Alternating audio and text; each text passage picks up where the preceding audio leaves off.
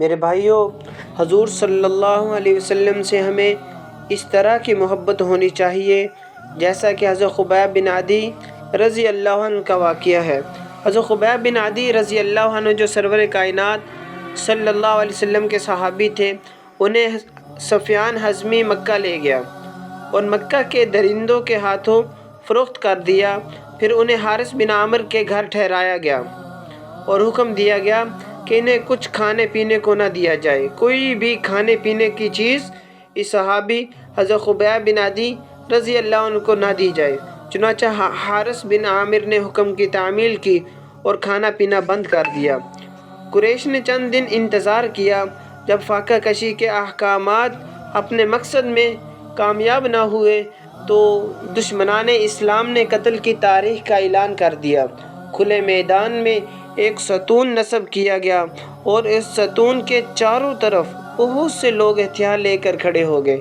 بعض تلواریں چمکا رہے تھے، بعض نیزے تان رہے تھے، بعض ان میں سے ایسے تھے جو کمان میں تیر جوڑ رہے تھے۔ اتنے میں شور ہوا کہ مجاہد آ رہا ہے۔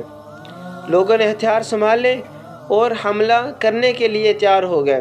حضرت خبیب رضی اللہ عنہ کو لایا گیا اور ستون سے باندھ دیا گیا، اور ایک شخص نے انہیں مخاطب کیا اور کہا، ہم تمہاری مصیبت سے درد مند ہیں، اگر اب بھی محمد کے لائے ہوئے دین کو چھوڑ دو گے تو ہم تمہاری جان جو ہے بخش دیں گے۔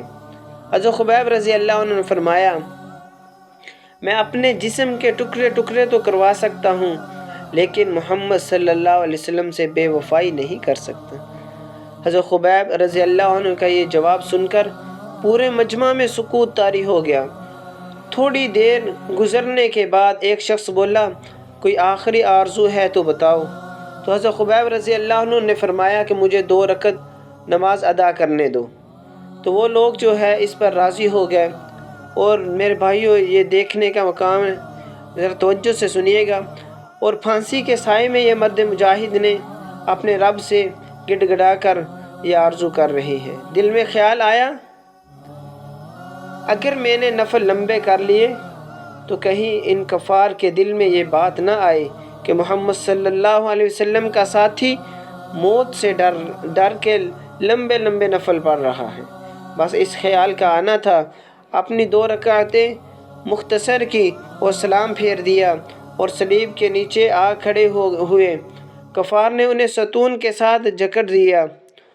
پھر ایک درندہ صفت انسان آگے بڑھا اور اس مرد مجاہد حضور صلی اللہ علیہ وسلم کے سچے عاشق کے بدن پر چیرے لگانا شروع کر دیے۔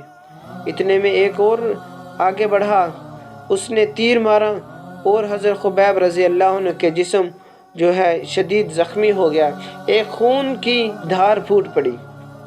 ان کفار نے اتنے میں پر بھی بس نہیں کیا، ایک شخص اور آگے بڑھا، اس نے حضرت خبیب رضی اللہ عنہ کے سینے مبارک پر نیزہ رکھ کر دبایا جو کمر کی طرف سے نکل گیا۔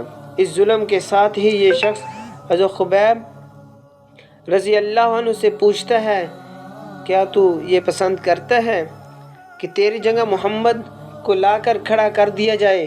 یہ سنتے ہی حضرت خبیب رضی اللہ عنہ بولے، ارے ظالم، میں تو یہ بھی برداشت نہیں کر سکتا جو حضور صلی اللہ علیہ وسلم کے مبارک پاؤں میں ایک کانٹا بھی چبھے۔ یہ آخری جملے تو حضور صلی اللہ علیہ وسلم کی وفا کی عظیم مثال ہے میرے بھائیوں، اور اس مرد مجاہد کی روح پرواز کر گئی جنت کی طرف، اسی مقام پر وہ شہید ہو گئے۔